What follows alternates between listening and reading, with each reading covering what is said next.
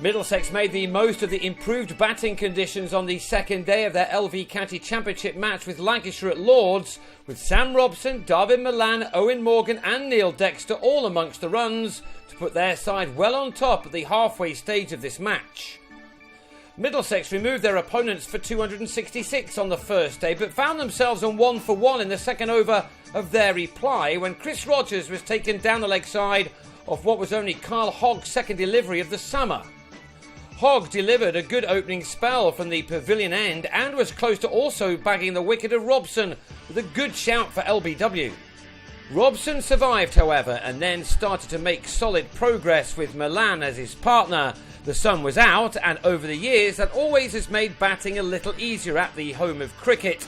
Milan was soon making the most of those conditions with some sublime cover drives, while Robson employed his square cut, which over time is starting to remind some of Robin Smith, who used to hit the ball like a tracer bullet through point. Milan should have been taken, though, by Paul Horton in the slips off Hogg before he'd done too much damage. He got away with the thick edge on 34, and he and his partner then began to make their opponents pay for that moment of profligacy.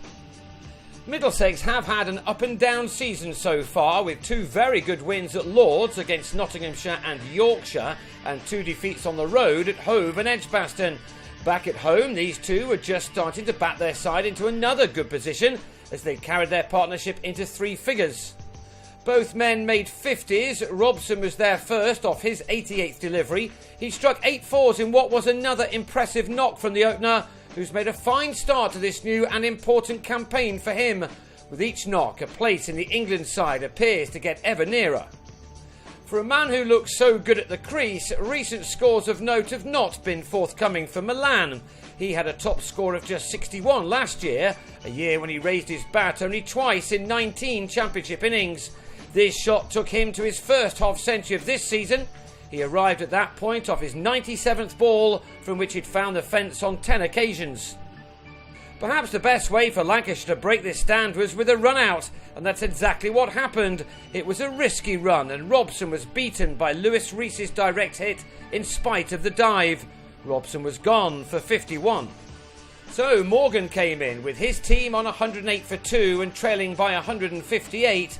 He was soon producing some gorgeous strokes as Middlesex tried to bat themselves into a winning position in their first innings. They will know more than anyone how batting improves as each hour passes at Lords, or at least has done thus far this year. The aim then would be to get an imposing first innings total to at least bat Lancashire out of contention, leaving them to bat a second time to save the game. After all, what kind of target is defendable these days at this ground? Milan was now moving towards his first 100 for some considerable while Morgan settled in fairly quickly as this pair added 73 more runs in 21 overs together. It took another run out to break the stand. This time it was Milan who was out, setting off a fraction late to be easily beaten by Ashwell Prince's throw. Milan would doubtless have been fuming to go just 8 runs short of a deserved 100. So 2 run-outs and a strangle down the leg side with a new ball were the only wickets Lancashire managed, and that remained for the rest of the day, a day in which 10 overs were lost to rain at the end.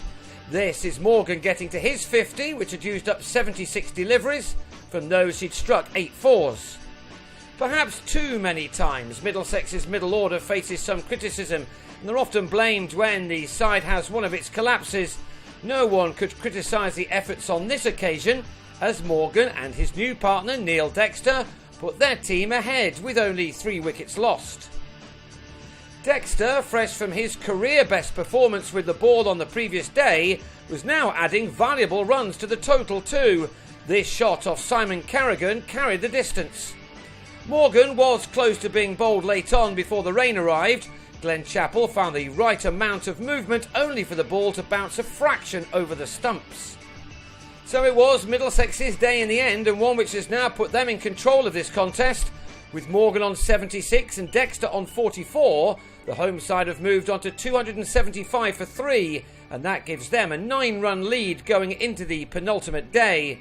Lancashire certainly need early wickets on day 3, while Morgan is 24 runs away from his first championship 100 for 5 years.